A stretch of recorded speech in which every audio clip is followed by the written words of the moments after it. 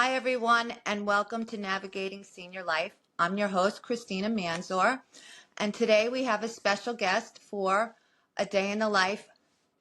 Today, I'd like to introduce Heidi. Hello.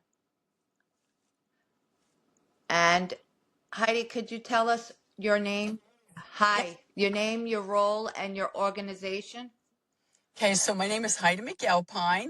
I have a doctorate in occupational therapy. I have a business called McAlpine-OT. I started out as a pediatric occupational therapist for like 35 years, and then I decided to branch out into health promotion. And so I do a lot of community-based programs with different populations with a focus on seniors to work through life's transitions, helping them through menopause, premenopause, postmenopause, and just being able to function in everyday life and participate in their community.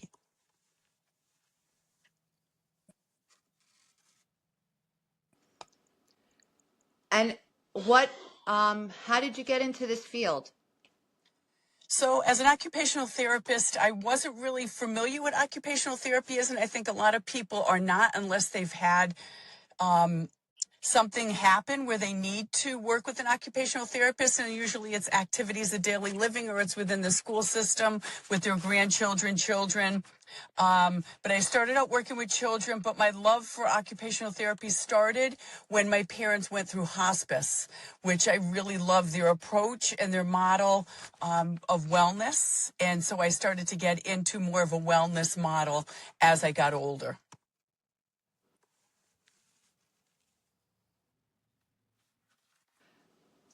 And can you walk us through a typical day for you?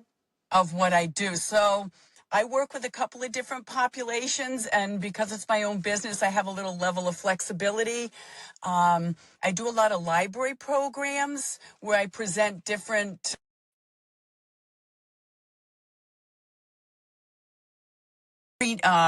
premenopause, postmenopause, and then just working through transitions in life as we retire.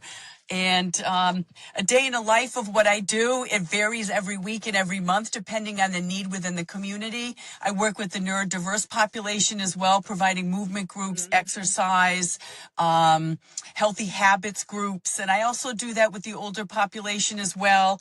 I do fall prevention programs. I'm certified through New York Department of Health. I also do Tai Chi for arthritis, which is through New York Department of Health. And I do yoga. I modify yoga postures depending on the need. So as an occupational therapist, I am able to modify and adapt programs to increase engagement and help with participating within their community. So I'm able to adapt yoga, do restorative yoga, seated yoga. I have different props that I use to help them understand where their body is in space. I do women's movement groups. I'm a women's movement specialist, so I do personal training with very simple things. I've gone into assisted living facilities, senior centers. I've brought in gardening. I've modified the gardening so a raised beds so that they can wheel up to it or use their walker. I did that. That was a great thing during COVID. So COVID taught me how to work virtually and how to connect with different populations because the need was still there. So and I work with, I'm an adjunct professor for Touro University, Suffolk Community College, and Stony Brook University. And I worked with all the students to better understand the needs in the community, how to do needs assessments to determine what the needs were, to help meet those needs and provide these programs and integrate these programs into different facilities. So grooming horses, I've worked with nature and working with horses. There's such a great connection with horses. The basic thing of just petting a horse and connecting with horses. I have a rescue horse myself. So that was good. I do myofascia release techniques. I don't know if you've ever heard of that.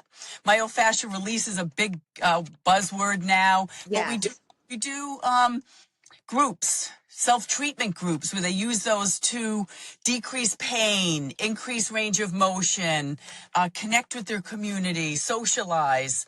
I've done crafts, nature walks, with different populations, Dominican Village, Shelter Island Senior Center, the Bristols on Long Island. So there's a lot of different ways. I'd like to thank Heidi for sharing her experience with us, and thank you everyone else that is watching and listening.